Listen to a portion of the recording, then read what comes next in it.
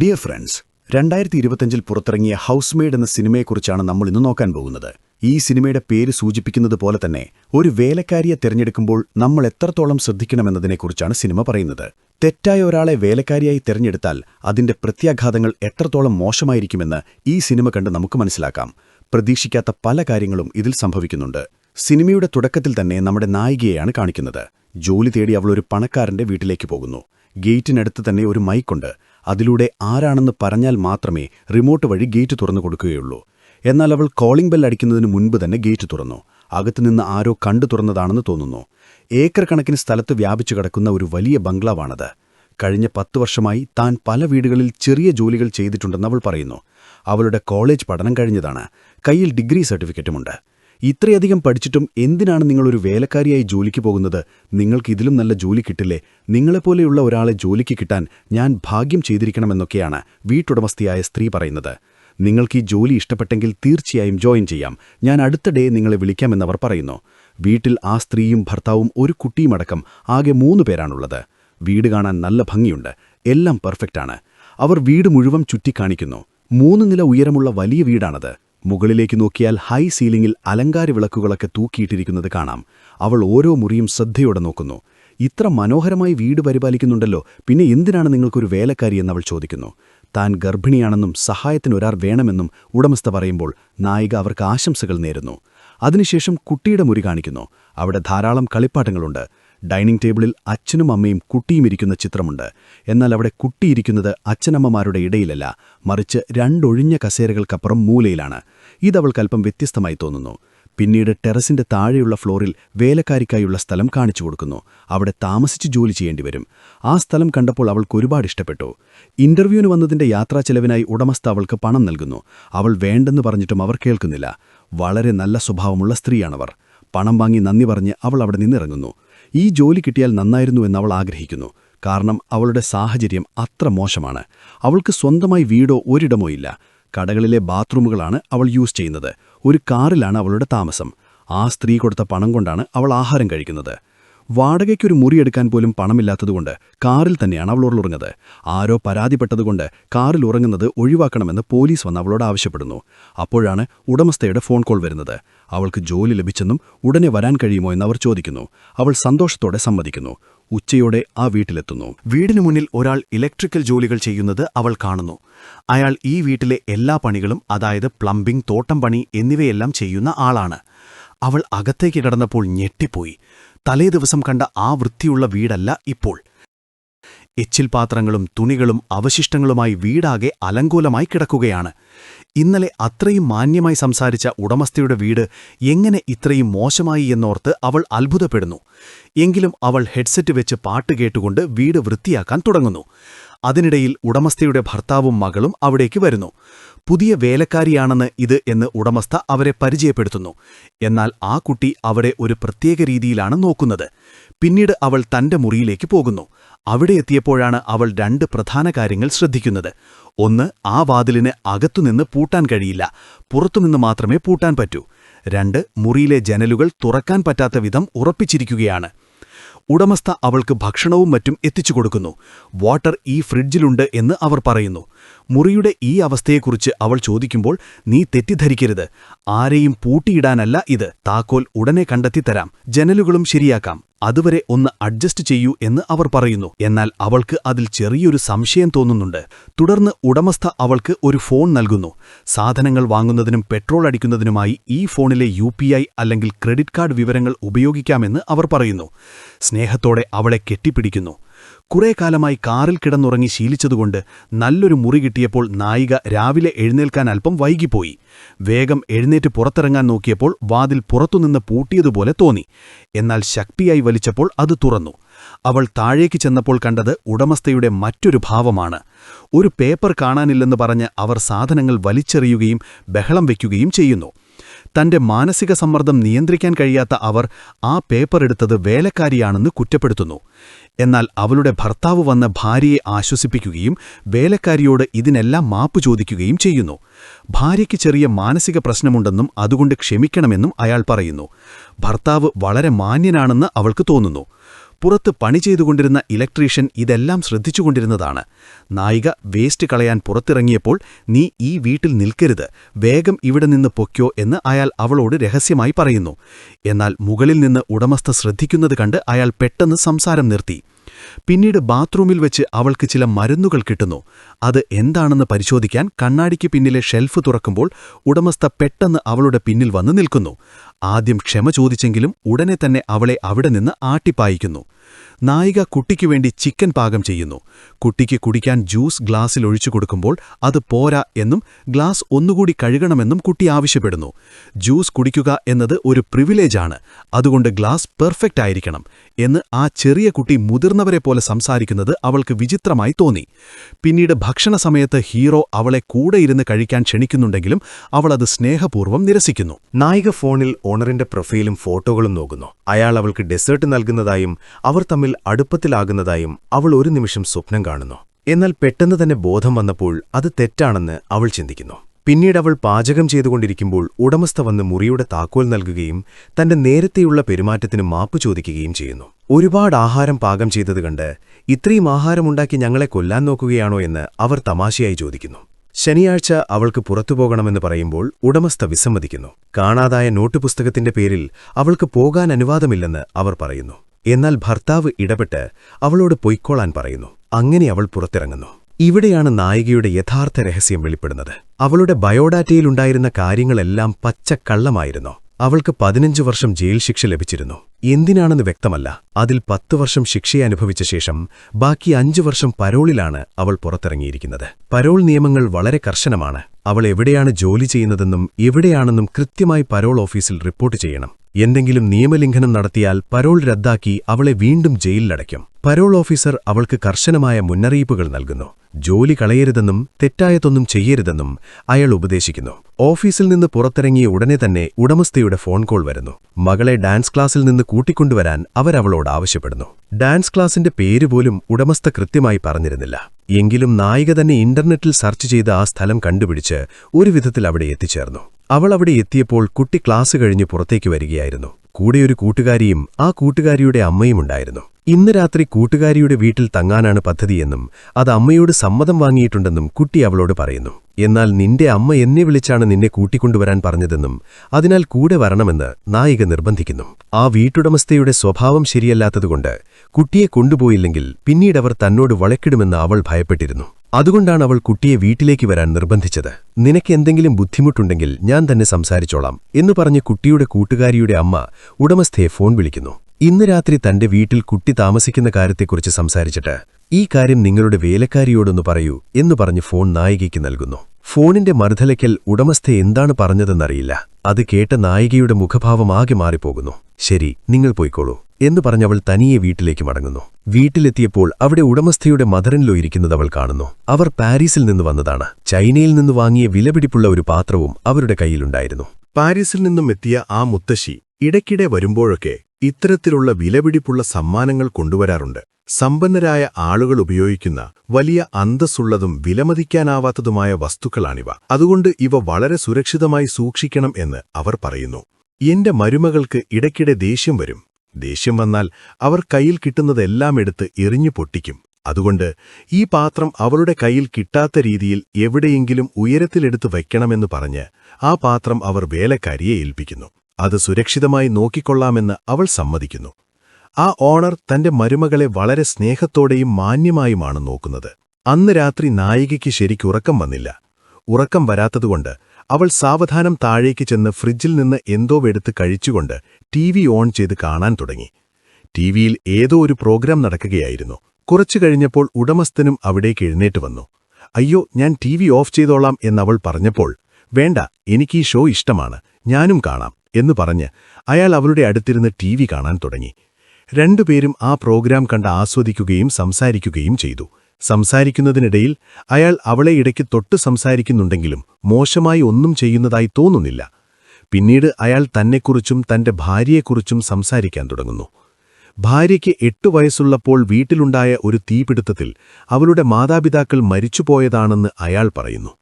എന്നാൽ ആ തീ എങ്ങനെയാണ് ഉണ്ടായതെന്ന കാര്യത്തിൽ ഇപ്പോഴും ദുരൂഹത നിലനിൽക്കുന്നുണ്ട്. ആ തീപിടുത്തത്തിന് കാരണം അവൾ തന്നെയാണോ എന്ന അർത്ഥത്തിൽ അയാൾ സംസാരിച്ചു വരുമ്പോഴാണ് ഭാര്യ അവിടേക്ക് വരുന്നത്. ഉടനെ അയാൾ വിഷയം മാറ്റുന്നു. എന്താണ് സംസാരിക്കുന്നത് എന്ന് ഭാര്യ ചോദിക്കുമ്പോൾ, നിന്നെക്കുറിച്ച് വെറുതെ പറയുകയായിരുന്നു എന്ന് പറഞ്ഞ് അയാൾ ഒഴിഞ്ഞുമാറുന്നു. നേരം വൈകിയെന്നും ഉറങ്ങാൻ വരാനും അവർ അയാളോട് ആവശ്യപ്പെടുന്നു. അയാൾ പോയി കഴിഞ്ഞ ഉടനെ ഭാര്യ വേലക്കാരിയെ കർശനമായി താക്കീത് ചെയ്യുന്നു. എന്റെ ഭർത്താവിൽ നിന്ന് കുറച്ച് അകലം പാലിക്കണം, ദയവായി അവനിൽ നിന്ന് മാറി നിൽക്ക്. വളരെ പരുഷമായാണ് അവരത് പറയുന്നത്. ഇത് കേൾക്കുമ്പോൾ നായികയ്ക്ക് എന്തോ ഒരു പന്തികേട് തോന്നുന്നു. ജോലിയിൽ നിന്ന് പുറത്താക്കുമെന്ന് ഉടമസ്ഥ അവളെ ഭീഷണിപ്പെടുത്തുന്നു. എന്നാൽ താൻ മര്യാദയ്ക്ക് നടന്നുകൊള്ളാമെന്നും ക്ഷമിക്കണമെന്നും നായിക പറയുന്നു. അടുത്തതായി അയൽപ്പക്കത്തെ ധനികരായ കുറച്ച് സുഹൃത്തുക്കൾ ആ വീട്ടിലേക്ക് വരുന്നു. അവരവിടെ ഇരുന്ന് പരദൂഷണം പറയുകയാണ്. എന്താണ് നോക്കി നിൽക്കുന്നത്, എല്ലാവർക്കും ചായ എടുത്തു കൊടുക്ക് എന്ന് ഉടമസ്ഥ നായികയോട് ആജ്ഞാപിക്കുന്നു. അവൾ എല്ലാവർക്കും ചായ നൽകുന്നു. ആ സമയത്ത് ഉടമസ്ഥ അവിടെ ഇല്ലാത്ത തക്കം നോക്കി സുഹൃത്തുക്കൾ തമ്മിൽ സംസാരിക്കുന്നു. ഇവളൊരു ഒന്നൊന്നര സൈക്കോയാണ്, പക്ഷേ ഇവളുടെ ഭർത്താവ് എത്ര സുന്ദരനാണ്, അവന്റെ ചിരി കാണാൻ തന്നെ എന്തു ഭംഗിയാണ്, ഇത്രയും നല്ലൊരു മനുഷ്യന് എങ്ങനെയാണ് ഇങ്ങനെയൊരു സൈക്കോ ഭാര്യ കിട്ടിയത് എന്നവർ അടക്കം പറയുന്നു. തനിക്ക് തോന്നുന്ന കാര്യങ്ങളെല്ലാം ഒരു ഡയറിയിൽ എഴുതിവെക്കുന്ന സ്വഭാവം നായികയ്ക്കുണ്ട്. അവൾ എഴുതിക്കൊണ്ടിരിക്കുമ്പോൾ ഉടമസ്ഥ പെട്ടെന്ന് മുറിയുടെ വാതിൽ തുറന്ന് അകത്തേക്ക് വരുന്നു. നാളെ എനിക്കും എന്റെ ഭർത്താവിനും സിറ്റിയിൽ ഒരു അപ്പോയിന്റ്മെന്റ് ഉണ്ട്. നീ കുട്ടിയെ നോക്കണം. ശനിയും ഞായറും നീ എങ്ങും പുറത്തു പോകില്ലല്ലോ, അതുകൊണ്ട് കുട്ടിയെ നോക്കുന്നതിൽ നിനക്ക് കുഴപ്പമില്ലല്ലോ എന്നവർ ഒരുതരം ഭീഷണിയോടെ ചോദിക്കുന്നു. താൻ നോക്കിക്കൊള്ളാമെന്ന് നായിക സമ്മതിക്കുന്നു. അങ്ങനെ അവളുടെ ഈ ശനിയാഴ്ചത്തെ അവധിയും നഷ്ടപ്പെടുന്നു. ഉടമസ്ഥനും ഭാര്യയും പുറത്തേക്ക് പോകുന്നു. നായിക കുട്ടിയെ നോക്കാനായി വീട്ടിൽ നിൽക്കുന്നു. ബാത്റൂമിൽ പോയപ്പോൾ അവിടെ ഒരുപാട് മരുന്നുകൾ അടുക്കി വച്ചിരിക്കുന്നത് അവൾ കാണുന്നു. ആ മരുന്നുകൾ എന്താണെന്ന് അവൾ ഇന്റർനെറ്റിൽ സെർച്ച് ചെയ്തപ്പോൾ അവയെല്ലാം ഡിപ്രഷനും മൂഡ് സ്വിങ്ങിനും മാനസികാസ്വാസ്ഥ്യങ്ങൾക്കുമുള്ളതാണെന്ന് മനസ്സിലാക്കുന്നു. ആ മരുന്നുകളിൽ നിന്ന് ഉടമസ്ഥയ്ക്ക് കടുത്ത മാനസിക പ്രശ്നങ്ങളുണ്ടെന്ന് അവൾ ഏകദേശം ഉറപ്പിക്കുന്നു. പെട്ടെന്ന് അവൾ മറ്റാരെയോ ഫോൺ വിളിച്ച് വേറെവിടെയെങ്കിലും ജോലി കിട്ടുമോ എന്ന് അന്വേഷിക്കുന്നു. ഇതാ കുട്ടി കേട്ടു. നീ വേറെ ജോലി നോക്കുകയാണോ എന്ന് കുട്ടി ചോദിക്കുമ്പോൾ, അങ്ങനെയൊന്നുമില്ല, നീ തെറ്റായി കേട്ടതാകും എന്ന് പറഞ്ഞ് അവൾ ഒഴിഞ്ഞുമാറുന്നു. കുട്ടി സാൻഡ്വിച്ച് വേണമെന്ന് പറഞ്ഞു. എന്നാൽ നായിക അതുണ്ടാക്കി കൊടുത്തപ്പോൾ തനിക്കിപ്പോൾ കഴിക്കാൻ മൂഡില്ലെന്ന് പറഞ്ഞ് കുട്ടി അത് നിരസിക്കുന്നു. നിന്റെ പണി ഇവിടെ ജോലി ചെയ്യുക എന്നത് മാത്രമാണ്, എന്നോട് ഇത്രയും അടുപ്പത്തിൽ പെരുമാറേണ്ട ആവശ്യമില്ല എന്ന് കുട്ടി പരുഷമായി പറയുന്നു. തുടർന്ന് നായികയുടെ കാറിലിരുന്ന ഒരു പാവയെ ആ കുട്ടിയെടുത്ത് മുകളിൽ കൊണ്ടുപോയി വയ്ക്കുന്നു. തങ്ങൾ താമസിക്കുന്ന ആ വലിയ ബംഗ്ലാവിന്റെ അതേ മാതൃകയിലുള്ള മനോഹരമായ ഒരു ഡോൾ ഹൗസ് ആ കുട്ടി കയ്യിലുണ്ട്.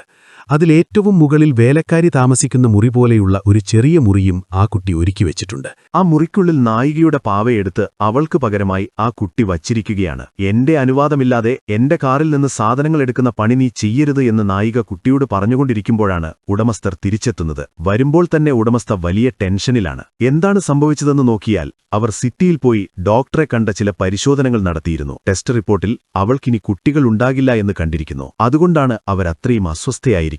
ഇക്കാര്യങ്ങൾ പറഞ്ഞ് ഉടമസ്ഥൻ സങ്കടപ്പെടുന്നു. അയാൾക്ക് ഒരുപാട് കുട്ടികൾ വേണമെന്ന ആഗ്രഹമുണ്ട്. ഒരു ഫുട്ബോൾ ടീമിന് വേണ്ട അത്രയും കുട്ടികൾ വേണമെന്നാണ് അയാൾ പറയുന്നത്. പക്ഷേ തന്റെ ഭാര്യയ്ക്കിനി കുട്ടികളുണ്ടാകില്ല എന്നോർക്കുമ്പോൾ സങ്കടമുണ്ടെന്ന് അയാൾ പറയുന്നു. ഇതെല്ലാം കേട്ടപ്പോൾ നായികയ്ക്ക് അവരോട് പാവം തോന്നുന്നു. പെട്ടെന്ന് താഴെ നിന്നും വലിയ വഴക്കിന്റെ ശബ്ദം കേൾക്കുന്നു. ഭാര്യയും ഭർത്താവും തമ്മിലുള്ള വഴക്കാണെന്ന് തോന്നുന്നു. ശബ്ദം കേട്ട് താഴേക്ക് ചെന്ന് നോക്കിയപ്പോൾ ഉടമസ്ഥയുടെ കയ്യിലൊരു കത്തിയുണ്ട്. അയ്യോ സാർ, നിങ്ങൾക്ക് കുഴപ്പമൊന്നുമില്ലല്ലോ എന്ന് ചോദിച്ച് നായിക പരിഭ്രമിക്കുന്നു. ഉടമസ്ഥൻ പുറത്തുവന്ന് ഭാര്യയുടെ കയ്യിൽ നിന്ന് കത്തി പിടിച്ചു വാങ്ങുന്നു. അവളൊരു സൈക്കോയെ പോലെയാണ് പെരുമാറുന്നത്. അവളെ ഉറക്കാനായി കൊണ്ടുപോയി അയാൾ വാതിലടയ്ക്കുന്നു. എന്നാൽ അടുത്ത ദിവസം രാവിലെ ഒന്നും അറിയാത്ത ഭാവത്തിലാണ് ഉടമസ്ഥ പെരുമാറുന്നത്. തന്റെ പഴയ വസ്ത്രങ്ങൾ അവൾ നായികയ്ക്ക് നൽകുന്നു. വേണ്ടെന്ന് പറഞ്ഞിട്ടും നിർബന്ധിച്ച് അത് ഏൽപ്പിക്കുന്നു. തുടർന്ന് അവൾ നായികയോടൊരു സഹായം ചോദിക്കുന്നു. ഭർത്താവിന് ഏറെ ഇഷ്ടപ്പെട്ട ഷോഡൌൺ എന്ന മ്യൂസിക്കൽ ഷോയുടെ ടിക്കറ്റ് ബുക്ക് ചെയ്യാൻ അവൾ ആവശ്യപ്പെടുന്നു. കഴിഞ്ഞ ദിവസമുണ്ടായ വഴക്കിനു പകരമായി അയാൾക്കൊരു സർപ്രൈസ് നൽകാനാണ് അവളുടെ പ്ലാൻ. വരാനിരിക്കുന്ന ശനിയാഴ്ചത്തേക്ക് ടിക്കറ്റും അന്ന് രാത്രി താമസിക്കാനൊരു ഹോട്ടലും ബുക്ക് ചെയ്യാൻ നായികയോടവൾ പറയുന്നു. അന്ന് മകൾ കൂട്ടുകാരിയുടെ വീട്ടിൽ താമസിക്കുമെന്നും നീ വീട്ടിൽ ഒറ്റയ്ക്കായിരിക്കുമെന്നും അവൾ പറയുന്നു. നായിക അതിന് സമ്മതിക്കുന്നു. നായിക കുട്ടിയെ ഡാൻസ് ക്ലാസ്സിൽ കൊണ്ടുപോകുമ്പോൾ അവിടെ മറ്റൊരു സ്ത്രീയെ പരിചയപ്പെടുന്നു. ആ കുട്ടി ഡാൻസ് ക്ലാസ്സിൽ മറ്റു കുട്ടികളിൽ നിന്ന് വ്യത്യസ്തമായാണ് പെരുമാറുന്നതെന്നും അവളുടെ അമ്മയുടെ സ്വഭാവം ശരിയല്ലെന്നും അവർ നായികയോട് സൂചിപ്പിക്കുന്നു. എന്താണ് പറയാൻ വരുന്നത് എന്ന് ചോദിക്കുമ്പോൾ, നിനക്കറിയില്ലേ, അവളൊരു ശരിക്കുമുള്ള സൈക്കോയാണ്. ഈ കുട്ടി ചെറുതായിരിക്കുമ്പോൾ അവളെ വെള്ളത്തിൽ മുക്കിക്കൊല്ലാൻ ശ്രമിച്ചതിന് പോലീസ് അവളെ പിടിച്ചുകൊണ്ടുപോയതാണ്. കുറേ മാസങ്ങൾ മാനസികാരോഗ്യ കേന്ദ്രത്തിൽ കഴിഞ്ഞതിന് ശേഷമാണ് അവൾ തിരിച്ചുവന്നത്. എന്നിട്ടും ആ മനുഷ്യൻ അവളെ ഉപേക്ഷിക്കാതെ കൂടെ താമസിപ്പിക്കുകയാണ് എന്നിവർ പരദൂഷണം പറയുന്നു. വീട്ടിലെത്തിയപ്പോൾ ഇലക്ട്രീഷ്യൻ അവിടെ എന്തോ പണി ചെയ്തുകൊണ്ടിരിക്കുന്നത് കണ്ടു. അവനോട് സംസാരിക്കാൻ ശ്രമിക്കുമ്പോൾ നീ ഇവിടെ നിൽക്കരുത് എന്നവൻ പറയുന്നു. എന്തിനാണെന്ന് ചോദിക്കുന്നതിനു മുൻപ് ഉടമസ്ഥ അവിടേക്ക് വരുന്നു. എന്താണിത് എന്നലറിക്കൊണ്ടാണ് അവർ വരുന്നത്. തന്റെ ഭർത്താവിനായി മ്യൂസിക് ഷോയും ഹോട്ടലും ബുക്ക് ചെയ്യാൻ നേരത്തെ പറഞ്ഞത് അവരായിരുന്നു. മകൾ കൂട്ടുകാരിയുടെ വീട്ടിൽ തങ്ങുമെന്നും ഭർത്താവിനായി ഇതെല്ലാം ചെയ്യണമെന്നും അവരാണ് പറഞ്ഞത്. പക്ഷെ ഇപ്പോൾ നീ എന്തിനാണിതെല്ലാം ബുക്ക് ചെയ്തത് എന്ന് ചോദിച്ച് അവർ പ്രശ്നമുണ്ടാക്കുന്നു. നിങ്ങളല്ലേ പറഞ്ഞത് എന്ന് ചോദിക്കുമ്പോൾ താൻ ശനിയാഴ്ചത്തേക്കാണ് ബുക്ക് ചെയ്തതെന്ന് അവൾ മറുപടി പറയുന്നു. ആ തീയതിയിൽ എനിക്ക് മകളെയും കൊണ്ട് സിറ്റിയിലൊരു ക്യാമ്പിന് പോകേണ്ടതാണ്. മകൾക്ക് 2 ദിവസം അവിടെ തങ്ങണം. അങ്ങനെയുള്ളൊരു സാഹചര്യത്തിൽ ഞാൻ എന്തിനാണ് നിന്നോടിത് ബുക്ക് ചെയ്യാൻ പറയുന്നത്? ഞാനെന്താ ഭ്രാന്തിയാണോ എന്ന് ഉടമസ്ഥ ചോദിക്കുന്നു. തെറ്റായ തീയതിയിൽ ബുക്ക് ചെയ്തതുകൊണ്ട് ഇതിന്റെ പണം തിരികെ കിട്ടില്ലെന്നും ആ തുക നിന്റെ ശമ്പളത്തിൽ നിന്ന് ഈടാക്കുമെന്നും അവർ ഭീഷണിപ്പെടുത്തുന്നു. തന്റെ 1 മാസത്തെ ശമ്പളത്തേക്കാൾ വലിയ തുകയാണ് നഷ്ടമായതെന്നോർത്ത് നായിക പരിഭ്രമിക്കുന്നു. ഭാഗ്യത്തിന് ആ സമയത്ത് ഉടമസ്ഥൻ അവിടേക്ക് വരുന്നു. ഭാര്യ നടന്ന കാര്യങ്ങൾ നായികയുടെ കുറ്റമായി അവതരിപ്പിക്കുന്നു. എന്നാൽ ഭാര്യ പോയതിനു ശേഷം ശമ്പളത്തിൽ നിന്ന് പണം കുറയ്ക്കില്ല, നീ വിഷമിക്കണ്ട എന്ന് അയാൾ നായികയെ ആശ്വസിപ്പിക്കുന്നു. അവൾ അയാൾക്ക് നന്ദി പറയുന്നു. ശനിയാഴ്ച മകളെയും കൂട്ടി ഉടമസ്ഥ ക്യാമ്പിനായി പുറപ്പെടുന്നു. ആ സമയം നായിക കുളി കഴിഞ്ഞു തന്റെ മുറിയിലേക്ക് പോകുമ്പോൾ ഉടമസ്ഥൻ താഴെ നിന്ന് വരുന്നു. പെട്ടെന്നവളെ കണ്ടപ്പോൾ സോറി എന്ന് പറഞ്ഞ് അയാൾ വേഗത്തിൽ അവിടെ നിന്ന് മാറുന്നു. അവളുടെ മുറിക്കായി പുറത്തുള്ള ബാത്റൂമാണ് അവൾ ഉപയോഗിക്കുന്നത്. കുളി കഴിഞ്ഞ് വസ്ത്രം മാറാനായി അവൾ മുറിയിലേക്ക് പോകുകയായിരുന്നു. ആ സമയത്ത് ഉടമസ്ഥൻ അവിടെ കാണുകയും പെട്ടെന്ന് തന്നെ അവിടെ നിന്ന് മാറുകയും ചെയ്തു. അയാൾ വളരെ മാന്യനാണെന്ന് അവൾക്ക് തോന്നി. അവൾക്ക് അയാളോടൊരിഷ്ടം തോന്നി തുടങ്ങുന്നു. സാധാരണ താൻ ബാത്റൂമിൽ വെച്ചാണ് വസ്ത്രം മാറാറുള്ളതെന്ന് അവൾ പറഞ്ഞു. താൻ അവിടെ വന്നതിൽ അയാൾ മാപ്പ് ചോദിച്ചപ്പോൾ അതൊന്നും കുഴപ്പമില്ലെന്ന് അവൾ മറുപടി നൽകി. അയാൾ അടുക്കളയൊക്കെ വൃത്തിയാക്കിക്കൊണ്ടിരിക്കുകയായിരുന്നു. വീട്ടിൽ വേറെ വലിയ ജോലികളൊന്നും ഉണ്ടായിരുന്നില്ല. ഭാര്യ പറഞ്ഞതുപോലെ ടിക്കറ്റ് തുക തിരികെ ലഭിക്കില്ലല്ലോ. ആ മ്യൂസിക് ഷോ എനിക്കൊരുപാടിഷ്ടമാണ്. ആ പണം വെറുതെ കളയുന്നതിനേക്കാൾ നമുക്ക് രണ്ടുപേർക്കും ആ ഷോയ്ക്ക് പോയിക്കൂടെ എന്ന് അയാൾ അവളോട് ചോദിക്കുന്നു. അവൾ അതിന് സമ്മതിച്ചു. ഉടമസ്ഥ നേരത്തെ കൊടുത്ത വസ്ത്രങ്ങൾ അവൾ ധരിച്ചു വന്നപ്പോൾ അയാൾക്കത് ഒരുപാട് ഇഷ്ടപ്പെട്ടു. അങ്ങനെ അയാൾ വേലക്കാരിയെയും കൂട്ടി സിറ്റിയിലേക്ക് പോയി ആ പ്രശസ്തമായ മ്യൂസിക് ഷോ കണ്ടു. ഷോയ്ക്കിടയിൽ അയാൾ അവളെ തന്നെ നോക്കി നിൽക്കുകയായിരുന്നു. ഷോ കഴിഞ്ഞ് അവർ ഒരു വലിയ റെസ്റ്റോറന്റിൽ പോയി വില കൂടിയ ഭക്ഷണം കഴിച്ചു. ഇടയ്ക്കിടെ ഇങ്ങനെ പുറത്തു വരണമെന്നും സമയം ചിലവഴിക്കണമെന്നും അയാൾ അവളോട് പറഞ്ഞു. ഹോട്ടലിലും നേരത്തെ ബുക്ക് ചെയ്തതുകൊണ്ട് ആ പണം വെറുതെ കളയേണ്ടതില്ലെന്നും അവിടെ തങ്ങാമെന്നും അയാൾ നിർദ്ദേശിക്കുന്നു. അവിടെ വെച്ച് അവർ ഒരുമിച്ച് ഡാൻസ് കളിക്കുന്നു. അതിനുശേഷം അവർക്കായി ബുക്ക് ചെയ്ത മുറിയിലേക്ക് പോകുന്നു. അയാൾ അവൾക്കായി തൊട്ടടുത്ത് മറ്റൊരു മുറിയെടുത്തു നൽകി. രണ്ടുപേരും വെവ്വേറെ മുറികളിലേക്കാണ് പോയത്. പുറത്ത് കനത്ത മഴ പെയ്യുന്നുണ്ടായിരുന്നു. ആ സമയത്ത് ഭാര്യ തുടർച്ചയായി മെസ്സേജുകൾ അയച്ചുകൊണ്ടിരുന്നു. മുറികളെല്ലാം വൃത്തിയാക്കണമെന്നും അടുക്കളയിലെ ചുമരുകൾ തുടയ്ക്കണമെന്നും ഫോൺ എടുക്കാത്തതെന്താണെന്നും പറഞ്ഞ് അവർ ഒരു ഭ്രാന്തിയെപ്പോലെ മെസ്സേജുകൾ അയച്ചു. നായിക ഈ മെസ്സേജുകൾ ഉടമസ്ഥനെ കാണിച്ചു. അവളുടെ സംസാരമൊന്നും നീ കാര്യമായി എടുക്കണ്ട എന്ന് പറഞ്ഞ് അയാൾ അവളെ തന്റെ മുറിയിലേക്ക് വിളിച്ചു. അവിടെ വെച്ച് അയാൾ പെട്ടെന്നവളെ ചുംബിച്ചു. അതോടെ അവർ തമ്മിൽ ശാരീരികമായി അടുത്തു. അടുത്ത ദിവസം രാവിലെ അവർക്ക് മടങ്ങണമായിരുന്നു. ഭാര്യയുടെ ക്യാമ്പ് കഴിയാൻ 1 ദിവസം കൂടി ബാക്കിയുണ്ടായിരുന്നുവെങ്കിലും അവർ നേരത്തെ മടങ്ങി.